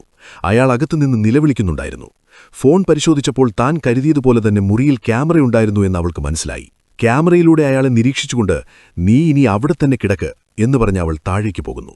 അവിടെ ചെന്ന് വെള്ളം കുടിക്കുകയും സാൻഡ്വിച്ച് ഉണ്ടാക്കി വേഗത്തിൽ കഴിക്കുകയും ചെയ്യുന്നു. ഇതൊന്നും കണ്ട് പേടിക്കുന്ന പെണ്ണല്ല അവൾ. ജയിലിൽ തന്നെ 10 വർഷം പിടിച്ചു നിന്നവളാണ്. ഇതൊക്കെ അവൾക്ക് നിസ്സാരമാണ്. അതേസമയം ആ ചെക്കന്റെ അമ്മയുടെ അടുത്ത് നിന്ന് മെസ്സേജ് വരുന്നുണ്ട്. നിന്റെ ഭാര്യയ്ക്ക് ഡിവോഴ്സ് പേപ്പർ കൊടുത്തോ, പെട്ടെന്ന് കോടതിയിലേക്ക് അയച്ചു വിവാഹമോചനം നേട് മൈ ഡിയർ സൺ എന്നൊക്കെയാണ് മെസ്സേജിലുള്ളത്. നിനക്കിനി സൗന്ദര്യമേ ഉണ്ടാകരുത് എന്നവൾ തീരുമാനിച്ചു. അവൾ എന്താണ് ചെയ്യുന്നതെന്ന് നോക്കൂ. അമ്മയും മുത്തശ്ശിയും സമ്മാനമായി കൊടുത്ത ആ പാത്രങ്ങളും പിഞ്ഞാനങ്ങളും എല്ലാം എടുത്തുകൊണ്ട് കൂടെ ഒരു കട്ടിംഗ് ബ്ലേഡും എടുത്ത് മുകളിലത്തെ റൂമിന് വെളിയിൽ വന്ന് നിൽക്കുകയാണവൾ. എന്നെ വിട്ടേക്ക് എന്ന് പറഞ്ഞവൻ കെഞ്ചുന്നുണ്ട്. പെട്രോളും എടുത്തുകൊണ്ടാണ് അവൾ വരുന്നത്. ഞാൻ അറിയാതെ ചെയ്തുപോയി, എനിക്ക് കുറച്ച് മാനസിക പ്രശ്നമാണ്, എന്നെ ചികിത്സിക്ക്, എന്നെ രക്ഷിക്കൂ എന്നൊക്കെ പറഞ്ഞ് സീനിട്ട് അഭിനയിച്ചു നോക്കുന്നുണ്ട്. എന്നാൽ കട്ടിംഗ് ബ്ലേഡ് ഉള്ളിലേക്ക് തള്ളിവിട്ടിട്ട് നിന്റെ മുൻവശത്തെ പല്ല്, ആ പല്ല് പിഴുതെനിക്ക് താ, നിന്നെ വെളിയിൽ വിടാം എന്നവൾ പറയുന്നു. അവൻ പറ്റില്ല എന്ന് പറഞ്ഞ് സീൻ കാണിച്ചുകൊണ്ടിരിക്കും. പറ്റില്ലേ, നിനക്കിഷ്ടമല്ലാത്ത കാര്യം ചെയ്താൽ നിനക്ക് ദേഷ്യം വരുമല്ലേ, നിനക്ക് സഹിക്കാൻ പറ്റുമോ എന്ന് നോക്കട്ടെ എന്ന് പറഞ്ഞ് അമ്മയും മുത്തശ്ശിയും ഗിഫ്റ്റായി കൊടുത്ത ആ പിഞ്ഞാനങ്ങളെല്ലാം എടുത്ത് താഴെയിട്ട് പൊട്ടിക്കാൻ തുടങ്ങുമ്പോൾ അവൻ ടെൻഷനടിച്ച് അലറിക്കരയുകയാണ്. പ്ലീസ് പ്ലീസ് എന്ന് പറഞ്ഞ് അവൻ കെഞ്ചുന്നു. എന്നിട്ടും അവൾ വിടുന്നില്ല. എല്ലാം തകർത്തുകൊണ്ടിരിക്കുകയാണല്ലോ. അപ്പോഴും അവൻ വഴങ്ങിയില്ല. ഒടുവിൽ പെട്രോൾ ഒഴിച്ച് കത്തിക്കുമെന്ന് ഭീഷണിപ്പെടുത്തിയപ്പോഴാണ് അയ്യോ ചെയ്യല്ലേ, ഞാൻ ചെയ്തോളാം എന്ന് പറഞ്ഞ് തന്റെ മുൻവശത്തെ ആ ഭംഗിയുള്ള പല്ല് പിഴുതെടുക്കുന്നത്. എത്ര ഭീകരമായാണ് അവൻ വേദന അനുഭവിക്കുന്നതെന്ന് നോക്കൂ. ആ പല്ലില്ലാതെ അവനെ കാണാൻ തന്നെ അറപ്പുളവാക്കുന്ന കോലമാണ്. ഇനി നിനക്കാ ഭംഗിയുള്ള ചിരിയും ബ്യൂട്ടിഫുൾ ബോയ് എന്ന സൗന്ദര്യവുമൊന്നും വേണ്ട എന്ന് കരുതിയാണ് അവൾ ഇതൊക്കെ ചെയ്യുന്നത്. എല്ലാം കഴിഞ്ഞു. ഇനിയെങ്കിലും എന്നെ പുറത്തുവിടുമോ എന്ന് ചോദിച്ച് ആ പല്ലെടുത്ത് വെളിയിലേക്കെറിയുന്നു. അതൊന്നും പറ്റില്ല, രാവിലെ നോക്കാമെന്ന് പറഞ്ഞ് ആ പല്ലുമെടുത്ത് അവൾ പോയി. രാത്രി ടിവിയും വെച്ച് ഷോ കണ്ട് അവൾ ഹാളിൽ തന്നെ കിടന്നുറങ്ങി. ഈ സമയം നോക്കുമ്പോൾ പഴയ ഭാര്യ പെട്ടെന്ന് അവിടേക്ക് വന്നു. അവർക്ക് ഗേറ്റിന്റെ പാസ്വേഡ് അറിയാമല്ലോ. നമ്പർ അടിച്ച് അവർ അകത്തേക്ക് കയറി. ഇവൾ നന്നായി മദ്യപിച്ച് ടിവിയും കണ്ട് ഹാളിൽ തന്നെ ഉറങ്ങിപ്പോയിരുന്നു. പുറത്തുനിന്ന് നോക്കിയ ഭാര്യ മുകളിൽ വേലക്കാരിയുടെ മുറിയിൽ ലൈറ്റ് കത്തുന്നത് കണ്ടു. വേലക്കാരിയെ അവൻ ഉള്ളിൽ പൂട്ടിയിട്ടിരിക്കുകയാണെന്ന് അവർ കരുതി. പാവം വേലക്കാരി, അവളെ രക്ഷിക്കണമെന്ന് കരുതി അവർ ശബ്ദമുണ്ടാക്കാതെ ഉള്ളിലേക്ക് വന്നു. ഹാളിൽ ടിവി ഓടുന്ന ശബ്ദം കേൾക്കാം. ആ സൈക്കോ അവിടെ ഇരുന്ന് ടിവി കാണുകയാണെന്നാണ് അവർ വിചാരിച്ചത്. അവനറിയാതെ മുകളിൽ പോയി വാതിൽ തുറന്നു കൊടുക്കാമെന്ന് കരുതി അവർ പതുക്കെ മുകളിലേക്ക് കയറി. മുകളിലേക്ക് പോകുമ്പോൾ ഉണ്ടായ കാൽപെരുമാറ്റം കേട്ട് താഴെ കിടന്ന ഇവളും ഉണർന്നു. എന്താണെന്ന് നോക്കാൻ വന്നു. മുകളിൽ ചെന്ന ഓണറമ്മ, മോളെ നീ ഉള്ളിലുണ്ടോ, നിന്നെ ഞാൻ രക്ഷിക്കാം എന്നു പറഞ്ഞു വാതിൽ തുറക്കാൻ പോകുന്നു. താഴെ നിന്ന് അവൾ വേണ്ട എന്ന് വിളിച്ചു പറഞ്ഞതും അവർ വാതിൽ തുറന്നതും ഒന്നിച്ചായിരുന്നു. ഉള്ളിൽ നിന്ന് വില്ലൻ വേഗത്തിൽ വാതിൽ തുറന്ന് പുറത്തേക്ക് ചാടി. ഭാര്യയെ പിടിച്ച് താഴേക്ക് തള്ളിയിട്ടു. കയ്യിൽ കിട്ടിയത് വെച്ച് തലയ്ക്ക് ആഞ്ഞൊരടി. നിന്നെ ഞാൻ വെറുതെ വിടില്ലടി എന്ന് പറഞ്ഞ് അവൻ പുറകെ ഓടുകയാണ്. കഴുത്തിന് കുത്തിപ്പിടിക്കുന്നു. താഴെയിട്ട് ഉരുളുന്നു. കഴുത്ത് ഞെരുക്കുകയാണവൻ. തിരിച്ചിവൾ അവന്റെ തൊണ്ടയ്ക്ക് തന്നെ കുത്തുകുത്തെന്ന് കുത്തിയിട്ട് അവിടെ നിന്നും ഓടുന്നു. അവൻ പിന്നാലെ ഓടുന്നുണ്ട്. മെയിൻ ഡോർ തുറന്നിരിക്കുകയാണ്. വെളിയിൽ വന്ന് നോക്കിയപ്പോൾ കണ്ണെത്താ ദൂരത്തൊന്നും അവളെ കാണാനില്ല. അപ്പോൾ അതിനർത്ഥമെന്താ? അവൾ ഓടി രക്ഷപ്പെട്ടു എന്ന് തന്നെ. ഇനി അവന് വേറെ വഴിയില്ല. വാതിലടച്ചിട്ട് എവിടെയാടി നീ എന്ന് ചോദിച്ച് ഭാര്യയെ തെരഞ്ഞു മുകളിലേക്ക് പോവുകയാണ്. പടികൾ കയറി മുകളിൽ 3-ാം നിലയിൽ അവളുണ്ട്. ശരി, നടന്നതൊക്കെ നടന്നു. നീ തിരിച്ചു വന്നതിൽ സന്തോഷം. പക്ഷെ നീ തിരിച്ചു വന്നത് അവളെ രക്ഷിക്കാനല്ലേ, എന്നെ രക്ഷിക്കാനല്ലല്ലോ എന്നവൻ ചോദിക്കുമ്പോൾ, അതെ, അവളെ രക്ഷിക്കാൻ തന്നെയാണ് വന്നത് എന്നവൾ പറയുന്നു. ശരി, നമുക്ക് എല്ലാ കാര്യങ്ങളും മറക്കാം. അവള് പോയല്ലോ, ഇനി നമുക്ക് സമാധാനമായി സന്തോഷത്തോടെ ജീവിക്കാം, എല്ലാം മറക്കാം എന്നൊക്കെ പറഞ്ഞ് അവൻ സീനിട്ട് നോക്കുന്നുണ്ട്. നമുക്ക് പുതുതായി തുടങ്ങാം എന്ന് പറയുന്നു. എന്താ നീ പറയുന്നേ എന്ന് ചോദിച്ചപ്പോൾ, നിന്നെപ്പോലൊരു സൈക്കോയുടെ കൂടെ ഇനി ഒരു ദിവസം പോലും എനിക്ക് ജീവിക്കാൻ പറ്റില്ല എന്നവൾ തുറന്നങ്ങ് പറഞ്ഞു. ഇതൊന്നും അവൻ പ്രതീക്ഷിച്ചില്ല. നിനക്കാണെങ്കിൽ ഇനി കുട്ടികളുണ്ടാകില്ല, പ്രായമായിക്കൊണ്ടിരിക്കുകയാണ്, വേറൊരുത്തനും നിന്നെ കെട്ടാനും പോകുന്നില്ല എന്നൊക്കെ പറഞ്ഞ് അവൻ പേടിപ്പിക്കുന്നുണ്ട്. പക്ഷേ അവനൊരു കാര്യം അറിയില്ല, ഇവൾക്ക് കുട്ടികളുണ്ടാകും. ഡോക്ടറുമായി എന്തോ ഡീൽ സംസാരിച്ച് തനിക്ക് കുട്ടികളുണ്ടാകില്ല എന്ന് കള്ളം പറയിപ്പിച്ചു വച്ചിരിക്കുകയാണ്. അത് വിശ്വസിച്ചിട്ടാണ് ഇവളിലൂടെ ഇനി കുട്ടികളുണ്ടാകില്ല എന്ന് കരുതി അവൻ വേലക്കാരിയുടെ അടുത്തേക്ക് തിരിഞ്ഞത്. ഇപ്പോൾ ഇവളും തന്നെ സ്വീകരിക്കില്ല എന്ന് പറഞ്ഞപ്പോൾ അവന് ദേഷ്യം വരുന്നു. ഇതുപോലെയൊക്കെ ടോർച്ചർ ചെയ്യാൻ ഇവൻ പഠിച്ചത് ഇവന്റെ അപ്പനിൽ നിന്നാണ്. അപ്പൻ വലിയ പെർഫെക്ഷനിസ്റ്റ് ആയിരുന്നു എന്ന് തോന്നുന്നു. അമ്മയാണെങ്കിൽ മകന്റെ കാര്യത്തിൽ ജീവനായിരുന്നു. അമിതമായി ലാളിച്ചാണ് വളർത്തിയതെന്ന് തോന്നുന്നു. നിന്റെ അപ്പന് നിന്നെ ഇഷ്ടമല്ല, ഭാര്യയ്ക്ക് നിന്നെ ഇഷ്ടമല്ല, എന്തിന് വീട്ടിൽ വന്ന വേലക്കാരിക്ക് പോലും നിന്നെ ഇഷ്ടമല്ല. നിന്നെപ്പോലൊരു കെട്ടവന്റെ കൂടെ കുടുംബം നടത്താൻ ഒരു പെണ്ണും സമ്മതിക്കില്ല എന്നൊക്കെ പറഞ്ഞപ്പോൾ അവന് ഭയങ്കര ദേഷ്യം വരുന്നു. ഇവൾ പറഞ്ഞതെല്ലാം കേട്ട് ഒടുവിൽ, എന്നാൽ നീ ഇനി ജീവിച്ചിരിക്കേണ്ട ആവശ്യമില്ല എന്നു പറഞ്ഞ് അവളെ തള്ളിയിടാൻ പോവുകയാണ്. ആ സമയത്ത് കൃത്യമായി ഭാര്യ കുനിഞ്ഞുമാറുന്നു. തൊട്ടുപിന്നാലെ നമ്മുടെ വേലക്കാരിയായ ഹീറോയിൻ വന്ന് അവനെ പിടിച്ചു തള്ളിയിടുന്നു. 3-ാം നിലയിൽ നിന്ന് താഴേക്ക് വീണ അവൻ ഗോവണിയിലൊക്കെ ഇടിച്ചു ഉരുണ്ട് അവസാനം താഴെ വീണ് സംഭവസ്ഥലത്തുവെച്ച് തന്നെ തൽക്ഷണം മരിച്ചുപോയി. മുകളിലെ ഗോവണിക്ക് മുകളിലുള്ള ആ അലങ്കാര വിളക്കിലെ ഫ്യൂസ് പോയ ബൾബ് മാറ്റാൻ ശ്രമിക്കുമ്പോൾ താഴെ വീണതാണ് എന്ന് വരുത്തി തീർക്കാൻ വേണ്ടി ഒരു ബൾബ് അഴിച്ചെടുത്ത് താഴേക്കെറിയുന്നു. ശേഷം താഴെ പോയി അവൻ സത്യമായും മരിച്ചു എന്ന് നോക്കുന്നു. അവൻ മരിച്ചു തന്നെയാണ് കിടക്കുന്നത്. പിന്നെ നേരത്തെ അവന്റെ വായിൽ നിന്ന് പിഴുതെടുത്ത ആ പല്ലില്ലേ, അത് നമ്മുടെ ഹീറോയിൻ അവന്റെ ശവശരീരത്തിനടുത്തായി വയ്ക്കുന്നു. സോറി മോളെ, ഈ ക്രൂരതയിലേക്ക് നിന്നെയും ഞാൻ വലിച്ചിഴച്ചു, എന്നോട് ക്ഷമിക്കൂ എന്ന് ഓണറമ്മ ഹീറോയിനോട് മാപ്പു ചോദിക്കുന്നു. അതൊന്നും സാരമില്ല, ഇതുപോലെയുള്ള ആളുകൾക്ക് എന്നെപ്പോലെയുള്ളവരാണ് ശരി എന്നും പറഞ്ഞ് ആ പല്ലവിടെ വെച്ചിട്ട് അവർ അവിടെ നിന്നും പോകുന്നു. അതിനുശേഷം പോലീസിനെ വിളിച്ച് ഭർത്താവ് താഴെ വീണു എന്ന് പറഞ്ഞ് നല്ലൊരു അഭിനയം കാഴ്ചവെക്കുന്നു. പോലീസ് സ്റ്റേഷനിൽ നിന്ന് ആരാണ് വന്നിരിക്കുന്നതെന്ന് നോക്കൂ. ഒരു പോലീസ് ഉദ്യോഗസ്ഥാവ് അവിടെ വന്നിരിപ്പുണ്ട്. ഇവൾ കള്ളം പറയുകയാണ്, ബൾബ് മാറ്റാൻ പോയപ്പോൾ അവൻ താഴെ വീണു എന്ന്. എന്നാൽ പോലീസുകാരിക്ക് ഇതൊന്നും മനസ്സിലാകാത്തതല്ല. താഴെ വീണതാണ്, പക്ഷേ ചുണ്ടു വീർക്കാതെ പല്ല് മാത്രം പൊട്ടിയിരിക്കുന്നു. അതിന് സാധ്യതയില്ലല്ലോ. ശരീരത്തിൽ വേറെയും ധാരാളം മുറിവുകളുണ്ട്. താഴെ വീണ ഒരാൾക്ക് ഇതുപോലെയുള്ള മുറിവുകളുണ്ടാകാനും സാധ്യതയില്ല. നീയാണെങ്കിൽ അവൻ ബൾബ് മാറ്റാൻ പോയപ്പോൾ താഴെ വീണ് മരിച്ചു എന്ന് പറയുന്നു. അതൊന്നും എനിക്ക് പ്രശ്നമില്ല, നീ പറഞ്ഞില്ലെങ്കിലും എനിക്ക് കാര്യം മനസ്സിലാക്കാൻ പറ്റുന്നുണ്ട് എന്നാ പോലീസുകാരി പറയുന്നു. 8 വർഷം മുൻപ് ആ സൈക്കോയുമായി എന്റെ അനിയത്തിയുടെ വിവാഹം നടക്കേണ്ടതായിരുന്നു. നിശ്ചയവും കഴിഞ്ഞിരുന്നു. പെട്ടെന്നൊരു ദിവസം രാത്രി അവൾ എന്റെ വീട്ടുവാതിൽക്കൽ വന്നു നിന്നു. എത്ര നല്ല കുട്ടിയായിരുന്നെന്നോ എന്റെ അനിയത്തി. അവളെ മാനസിക രോഗിയായ ഒരു പെണ്ണിനെപ്പോലെ, അടിമയെപ്പോലെയാണ് അവൻ നടത്തിയത്. മുകളിലെ ആ റൂമിലിട്ട് ടോർച്ചർ ചെയ്തിട്ടുണ്ട്, ക്രൂരമായി പീഡിപ്പിച്ചു. ഇതൊക്കെ അന്ന് അറിഞ്ഞിട്ടും എനിക്ക് തെളിവില്ലായിരുന്നു. എനിക്കവനെ ഒന്നും ചെയ്യാൻ കഴിഞ്ഞില്ല. പക്ഷെ ഇപ്പോൾ അതിനുള്ള നീതി കിട്ടിയതിൽ എനിക്ക് സന്തോഷമുണ്ട്. നീയൊന്നും പേടിക്കണ്ട, ഞാൻ നോക്കിക്കോളാം. ഇതൊരു അപകടമരണമാണ്. ഞാൻ ഈ കേസ് അവസാനിപ്പിക്കുകയാണ്. നീ നന്നായിരിക്കൂ എന്ന് പറഞ്ഞ് അവർ പോകുമ്പോൾ നമ്മുടെ ഓണറമ്മയ്ക്ക് വലിയ സന്തോഷമാകുന്നു. സൂപ്പറല്ലേ, കേസ് ക്ലോസ് ചെയ്തു, അപകടമാണെന്ന് പറഞ്ഞ് അവസാനിപ്പിച്ചു. പിന്നീട് ശവസംസ്കാര ചടങ്ങുകൾ നടക്കുന്നു. ഇഷ്ടമുണ്ടോ ഇല്ലയോ എന്നതല്ല, ഭാര്യ എന്ന നിലയിൽ കുട്ടിയുമായി പോയി ചടങ്ങിലിരിക്കുന്നു. കൂടെ നമ്മുടെ ഹീറോയിനും വന്നിട്ടുണ്ട്. സ്വന്തക്കാരും ബന്ധുക്കളും സുഹൃത്തുക്കളുമെല്ലാം ചുറ്റും നിന്ന് ഒരു നല്ല മനുഷ്യൻ മരിച്ചുപോയല്ലോ എന്നോർത്ത് സങ്കടപ്പെട്ട് കരച്ചിലോട് കരച്ചിലാണ്. പക്ഷെ ചിരിക്കുന്നത് നമ്മുടെ വേലക്കാരിയും അപ്പുറത്ത് ആ പോലീസുകാരിയുമാണ്. കാരണം അവൻ മരിച്ചാൽ ആരും ചിരിച്ചുപോകും, അത്രയും മോശം സ്വഭാവക്കാരനായിരുന്നു അവൻ. അവൻ മരിച്ചാൽ നമ്മളും ചിരിക്കേണ്ടതാണ്. ഇതൊന്നും അറിയാതെ ഫ്രണ്ട്സൊക്കെ വന്ന് വെറുതെ കരഞ്ഞിട്ട് പോവുകയാണ്. ഇതിനിടയിൽ എന്റെ മകൻ താഴെ വീണപ്പോൾ അവന്റെ പല്ല് പൊട്ടിപ്പോയി.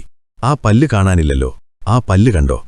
ഭംഗി അത്ര പ്രധാനമാണെന്ന് കരുതി ആ മരണവീട്ടിൽ പോലും അവന്റെ സൗന്ദര്യത്തെക്കുറിച്ചാണ് സംസാരിക്കുന്നത്. നോക്കൂ, ഇതിൽ മറ്റൊരു നല്ല കാര്യമെന്തെന്നാൽ ഇവർക്ക് ഭാര്യയ്ക്കും ഭർത്താവിനും ഔദ്യോഗികമായി വിവാഹമോചനമായിരുന്നില്ല. ആർക്ക്? നമ്മുടെ ഓണറമ്മയ്ക്ക്. ഡിവോഴ്സ് പേപ്പറുകൾ റെഡിയാക്കി വെച്ചിരുന്നതേയുള്ളൂ. കേസ് കോടതി വരെ എത്തിയിരുന്നില്ല. അതുകൊണ്ട് ഓണർ മരിച്ചതുകൊണ്ട് ഇപ്പോൾ ഓണറിന്റെ പേരിലുള്ള ഈ വലിയ ബംഗ്ലാവ് ഇവർക്ക് സ്വന്തമായി. ഭർത്താവ് മരിച്ച വീട്ടിൽ ഞാൻ താമസിക്കില്ല, ഇത് വിൽക്കാൻ പോവുകയാണ് എന്ന് സുഹൃത്തുക്കളുടെ കൂട്ടത്തിലുള്ള ഒരു റിയൽ എസ്റ്റേറ്റ് ഏജന്റായ സ്ത്രീയോട് പറഞ്ഞേൽപ്പിച്ചിട്ടുണ്ട്. ഞാനത് വിറ്റുതരാമെന്ന് പറഞ്ഞ ആ സ്ത്രീ പോവുകയാണ്. പിന്നീട് നമ്മുടെ ഹീറോയിനെ കണ്ട് സംസാരിക്കുന്നു. നീ എന്താ ഈ നാട് വിട്ടുപോയില്ലേ എന്ന് ചോദിക്കുന്നു. എനിക്ക് നാട് വിട്ടുപോകാൻ അനുവാദമില്ല, നിയമപ്രശ്നങ്ങളുണ്ട്, എനിക്കിവിടം വിട്ടു പോകാൻ പറ്റില്ല. ഇവിടെ തന്നെ എന്തെങ്കിലും ജോലി ചെയ്ത് ജീവിക്കണം എന്നവൾ മറുപടി പറയുന്നു.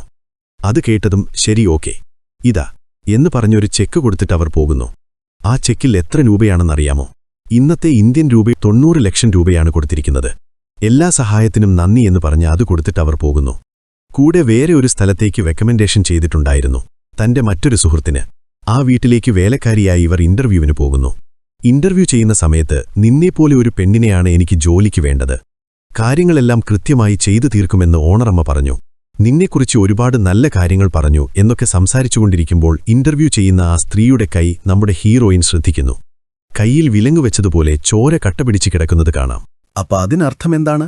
ഭർത്താവ് ആ സ്ത്രീയെ ഭയങ്കരമായി ടോർച്ചർ ചെയ്യുന്നുണ്ട് എന്നർത്ഥം. അവൾക്ക് കാര്യം പിടികിട്ടി. ജോലി കൃത്യമായി തീർക്കുമല്ലോ അല്ലേ എന്ന് ചോദിച്ച് പാചകം ചെയ്യാൻ ഉപയോഗിക്കുന്ന കത്തി താഴേക്കിട്ട് കാണിക്കുന്നു.